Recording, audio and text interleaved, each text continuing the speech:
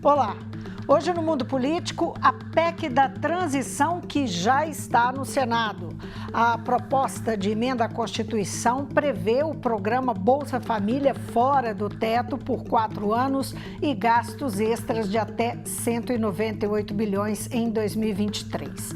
A previsão é que a matéria apresentada pela equipe de transição do presidente eleito Lula seja votada na semana que vem. E, claro, está sob intensa negociação no Congresso.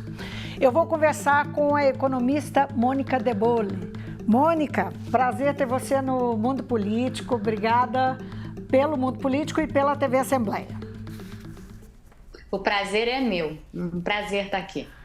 Mônica, a PEC 32, que é a PEC da transição, provocou controvérsias, agitou o mercado, não é? O meio político e continua nesse processo de negociação e de discussão, como eu falei. O que você acha do desenho dessa proposta? Eu não gostei. Eu achei que a proposta resolve os problemas relativos ao orçamento de 2023. Então, o fato de nós não termos alocações de recursos para programas como o Bolsa Família, a renda básica que o governo eleito quer fazer, outros programas sociais, dinheiro para compra de vacinas e por aí vai. Uma série de despesas prioritárias. Farmácia, merenda, é um monte de coisa. Exato. Então, ela prevê, a PEC 32 prevê uma solução para tudo isso.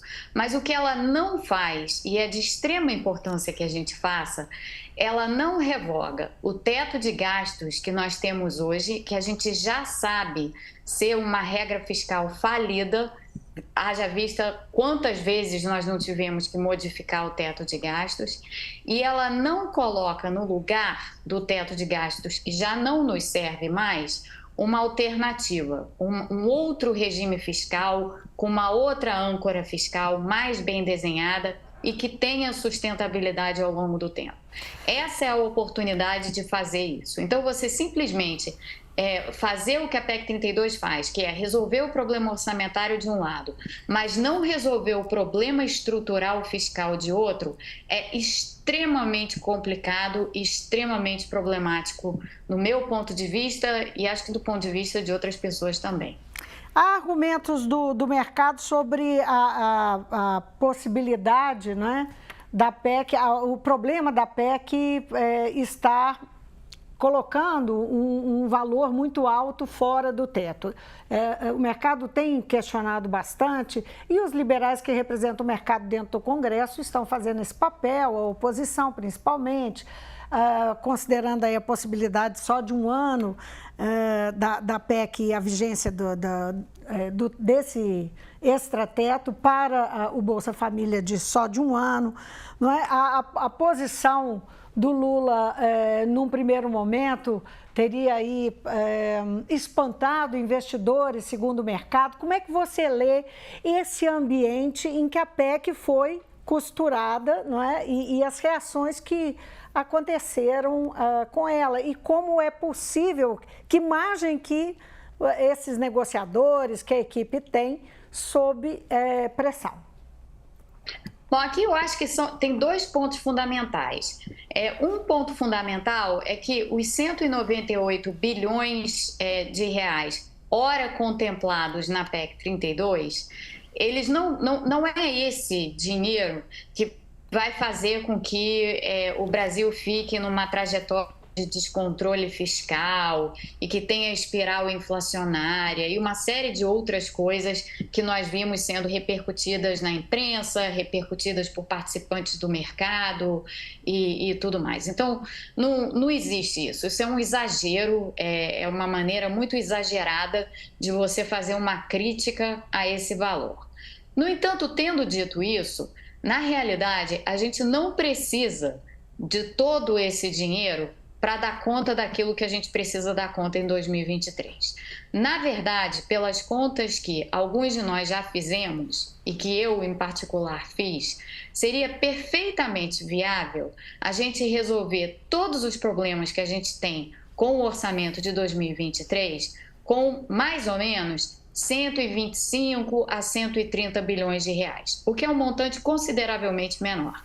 E tem uma coisa curiosa sobre esse montante. Se a gente estiver trabalhando nessa faixa de 125 a 130 bilhões de reais, fazendo projeções razoáveis e realistas para o PIB de 2023, a gente ficaria com a razão despesa-PIB constante entre 2022 e 2023. Ou seja, não haveria sequer um aumento da despesa em relação ao PIB se o montante fosse menor. Então, eu acho que essa discussão toda em torno do montante, ela está exagerada. De um lado, dá para reduzir esse valor e ainda fazer as mesmas coisas de outro, e na verdade esse nem é o foco principal. É claro que isso daí é extremamente importante para resolver os problemas orçamentários de 2023, mas na verdade o problema principal que a gente tem no Brasil hoje é uma regra fiscal que não funciona, que é o teto de gastos, de um lado, e o que ele leva de outro, porque a gente tem visto que o teto de gastos tem tido consequências. Tem tido consequências, primeiramente, nessa imprevisibilidade do que vai ser o gasto público, porque toda hora ele é alterado, toda hora uma brecha nova é criada por meio de emendas constitucionais. Desde o início, né? Desde o início, na verdade, desde 2016. Desde o início. Exato, desde o início, desde 2019. E a gente, desde que foi criado, na verdade. Não é 2016? Então, a gente tem esse problema, foi criado em 2016, a gente tem esse problema e com esse uso contínuo de emendas constitucionais para modificar o teto, a gente retira o poder normativo da Constituição de um lado e a gente descaracteriza a Constituição de outro. Então, não é nada desejável essa situação. E isso a PEC 32 não resolve. A PEC 32 também não resolve um outro problema de extrema importância, que é a existência dessa coisa que a gente chama de orçamento secreto. Ou seja, é esse mecanismo por meio do qual recursos públicos são utilizados pelo instrumento da emenda de relator de forma extremamente opaca. De certa maneira, o orçamento secreto, ele deriva ou ele provém dessa rigidez excessiva que o nosso teto de gastos tem. Então, a gente precisa dar conta desses dois problemas. E a PEC 32 não faz nada disso. Pois é, Mônica. Então, vamos por partes. Você falou de uma nova regra fiscal e falou da questão do orçamento secreto, que a PEC não contempla nenhum dos dois. Vamos lá. Essa nova regra fiscal na verdade, uma proposta que está circulando, que já está andando no Senado no sentido de captar assinaturas, não é? E ela é um contraponto, uma alternativa à PEC 32, seria a PEC 34, se ela começar a tramitar. Como é que é essa proposta? Eu sei que você está envolvida, que você é uma das idealizadoras. O que essa proposta contém? Bom, primeiramente, ela já tem as assinaturas necessárias para tramitar. Ela fechou, já tá com as assinaturas necessárias, já foi protocolada, então ela já está em situação para ser encaminhada para a CCJ na semana que vem. Eu acho que essa parte, como ela aconteceu no final do dia ontem, ficou meio solta no ar, que a PEC 34, na verdade, já é uma alternativa à PEC 32.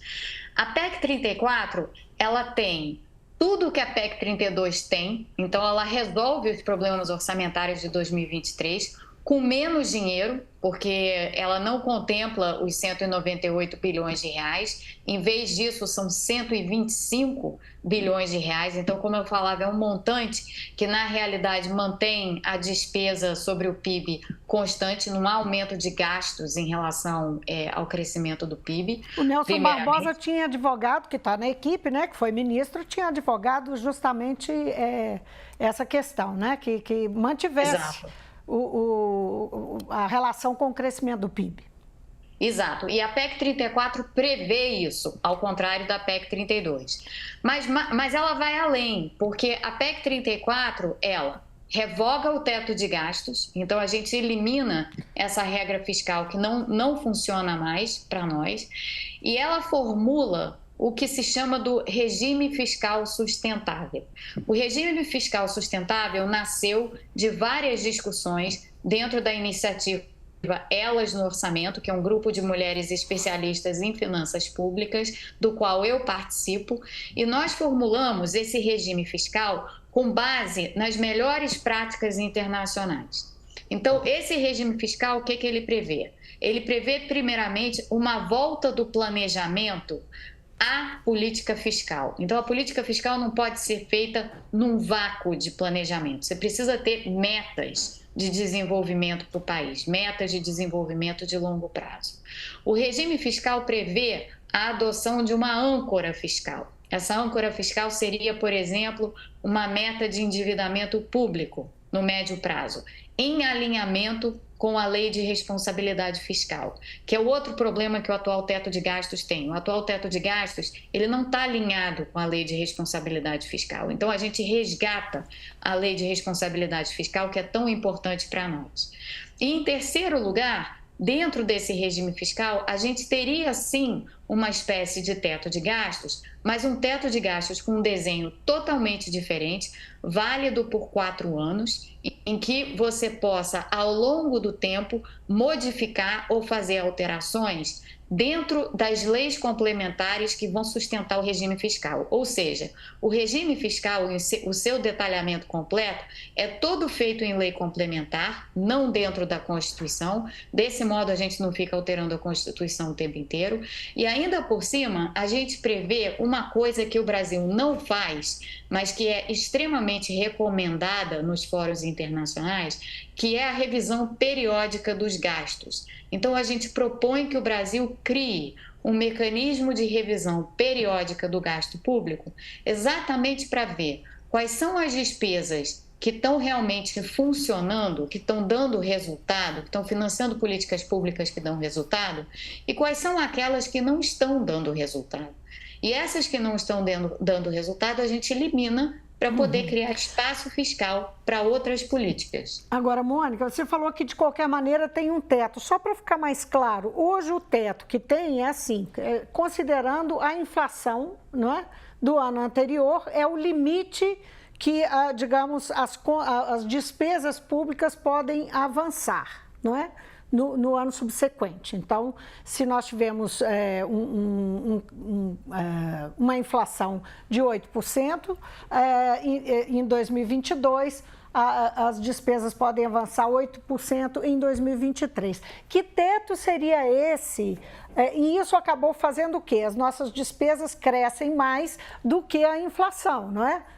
As despesas que o governo tem, com as mais diversas áreas. Como seria, então, dentro dessa nova regra fiscal, esse teto?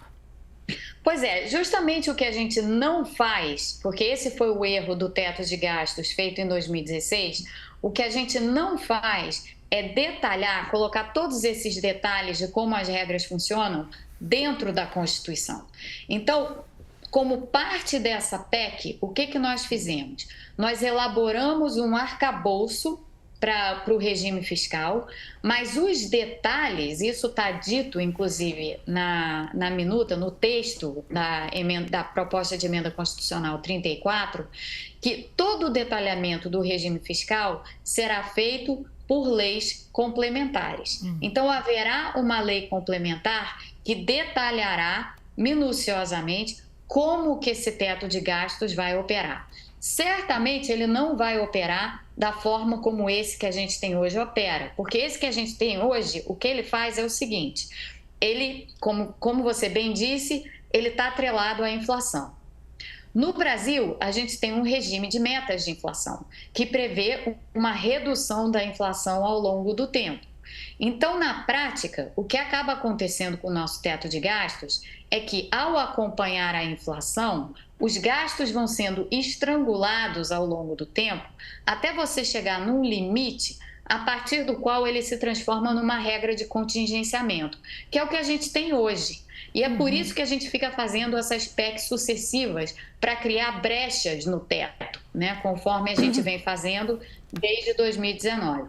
Então, ao ao acabar com essa regra e formular uma nova regra que não varie dessa forma com a inflação, e aí tem vários parâmetros a serem pensados, tem várias coisas a serem desenvolvidas, e a nossa proposta é que nos 6 primeiros meses de 2023 se tenha uma discussão e um debate sobre o detalhamento dessa regra. Então isso ainda é trabalho a ser feito, mas isso seria feito na elaboração de uma lei complementar com vistas a um desenho moderno para o teto de gastos, porque a gente tem muito da experiência internacional que pode ser refletida no desenho da nossa regra e que não foi, infelizmente, refletido na regra feita em 2016.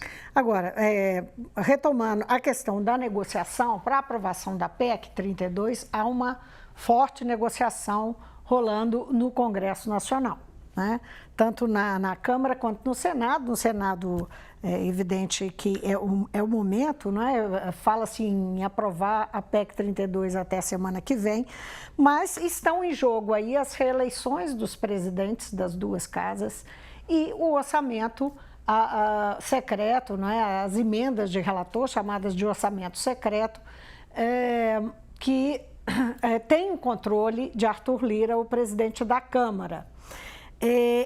Como é que você avalia na verdade, essa mesa de negociações que tem em jogo esses aspectos? Você apontou aí o orçamento secreto como um problema.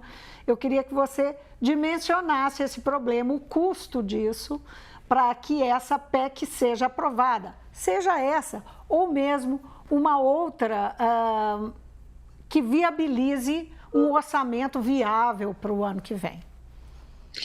Eu acho que a gente tem que ter como princípio nessas negociações, e a gente não pode nunca abandonar os princípios, por mais que a gente saiba que eles são politicamente difíceis de negociar, a gente tem como princípio eliminar o orçamento secreto. Porque o que é o orçamento secreto?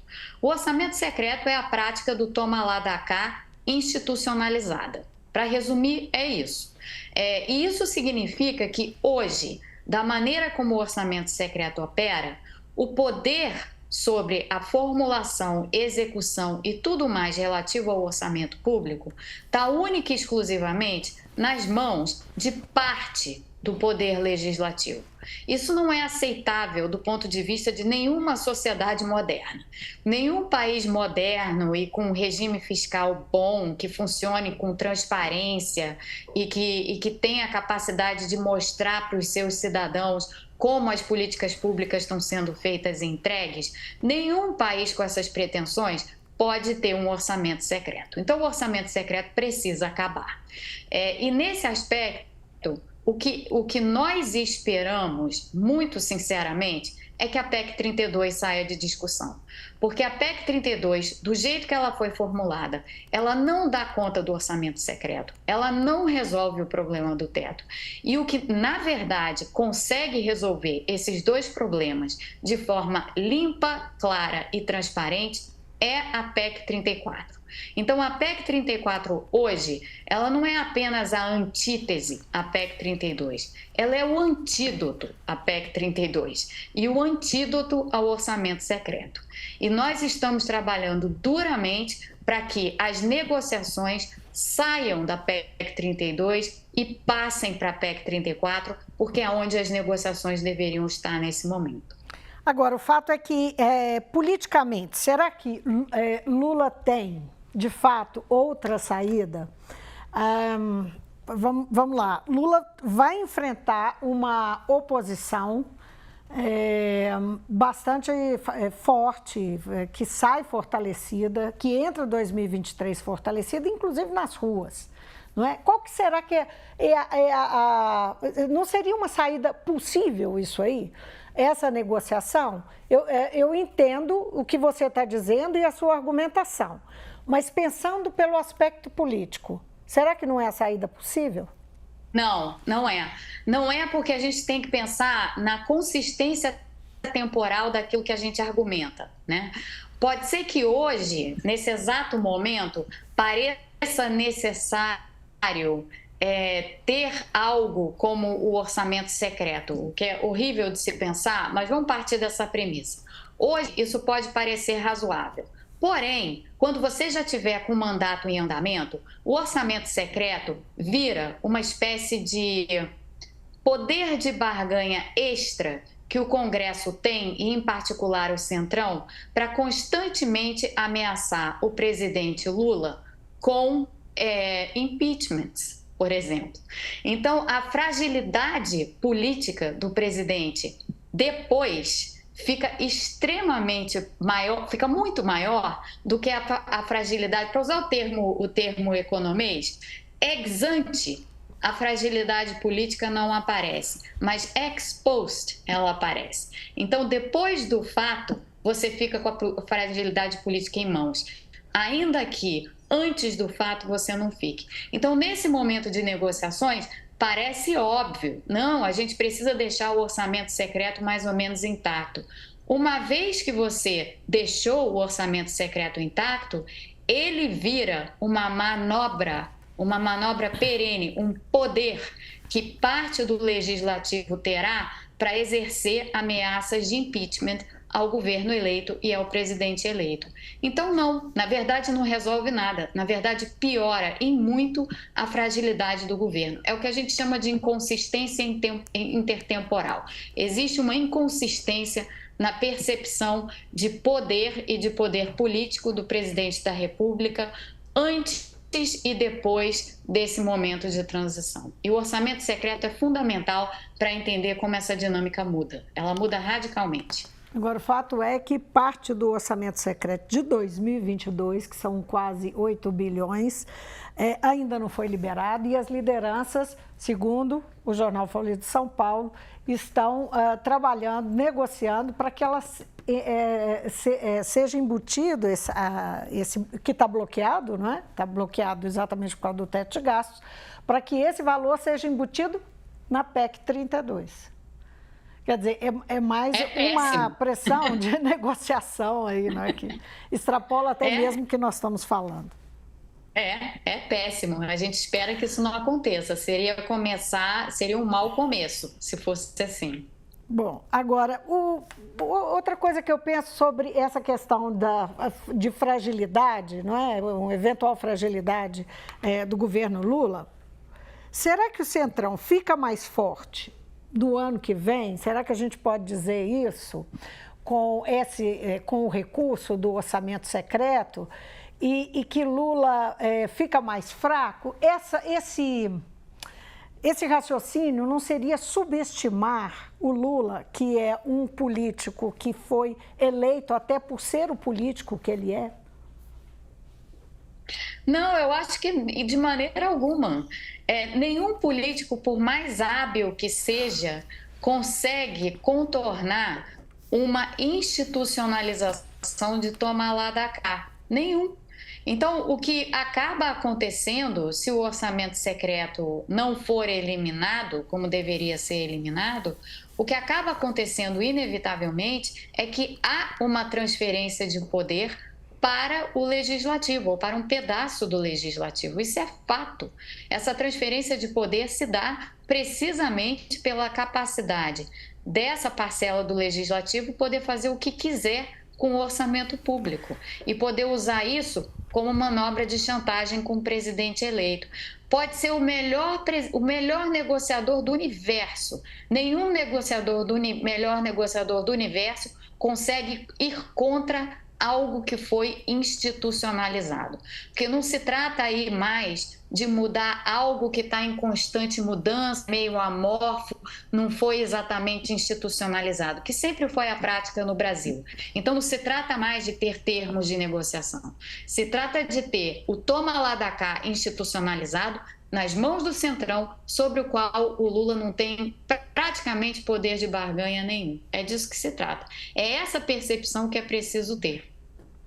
Agora, eu queria voltar um pouquinho naquilo que foi só mencionado quando nós falamos, eu provoquei sobre essa nova regra fiscal que pode virar aí, que deve virar aí a PEC 34 e da qual você participou da elaboração. Ela surge de um debate de mulheres economistas, como você mencionou, e que se intitula Mulheres que Debatem o Teto, é isso, né? O Mulheres Debatem o Mulheres Teto. Debatem o Teto, Isso. Ela já é PEC 34, ela já recebeu o número. Isso. Então, como é que o gênero, nesse caso, é importante para a elaboração de uma elaboração enfim, de mecanismos da economia, de saídas para a economia? O gênero é extremamente importante, porque o gênero aqui reflete pluralidade, né? O Brasil tem um problema perene com pluralidade, né? Nós nos achamos muito plurais e diversos e tudo mais, mas na realidade nós não somos, porque quando a gente olha para a repartição de tarefas, vamos olhar, por exemplo, para a repartição de tarefas dentro da equipe de transição. O que a gente tem? A gente tem aqueles grupos que estão mais relacionados a políticas que as pessoas naturalmente associam às mulheres, porque elas têm a ver com cuidado, por exemplo. Então, a gente está falando aqui das áreas de educação, saúde, assistência social. O que aconteceu com esses grupos da equipe de transição? Há muitas mulheres, o que é muito bom, é ótimo, mas quando a gente olha do mesmo modo para aqueles grupos que são tipicamente associados aos homens ou às tarefas dos homens, finanças públicas, economia, planejamento, orçamento, infraestrutura, esses grupos são majoritariamente masculinos. A equipe de transição na economia é masculina. E as vozes femininas não podem estar ausentes dessa tomada de decisão. Por isso, a gente montou Mulheres Debatem o Teto e por isso nós temos insistido tanto na participação das mulheres.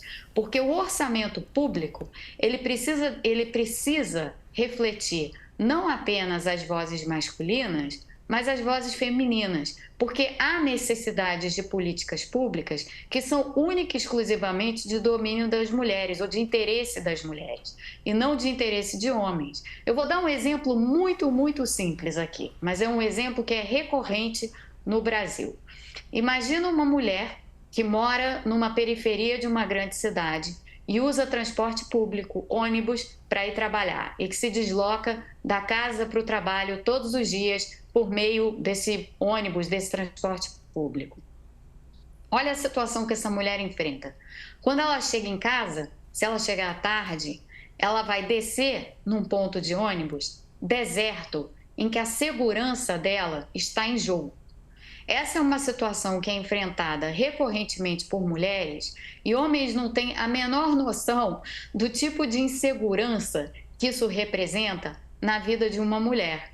Se você não tiver uma mulher numa tomada de decisão que especifique, por exemplo, uma política pública para atender esta mulher que está sendo sistematicamente exposta quando ela chega em casa do trabalho e desce num ponto de ônibus deserto, se você não tiver uma voz feminina representando essa mulher, o financiamento da política pública de segurança para ela não vai se dar, como de fato não se dá.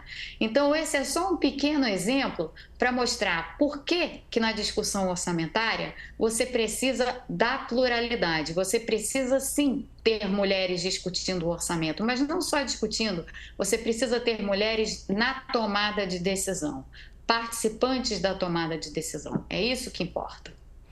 Mônica, só para a gente encerrar aqui nossa conversa, em que pé está exatamente a PEC 34? Quem está ali advogando no corpo a corpo dentro do Senado? E a possibilidade real, assim, dela conseguir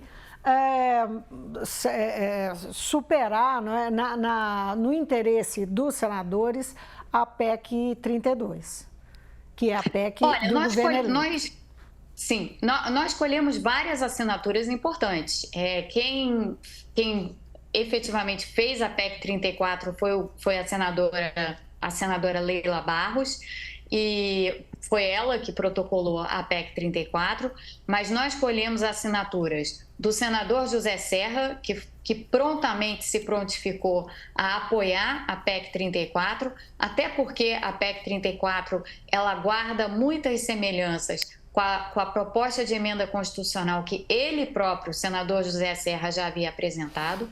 Ela colheu assinaturas de vários senadores do PT ela colheu assinaturas de, por exemplo, o senador Randolph Rodrigues, ele assina a PEC 34, o senador Alessandro Vieira também assina a PEC 34. Então ela está infiltrada na equipe de transição.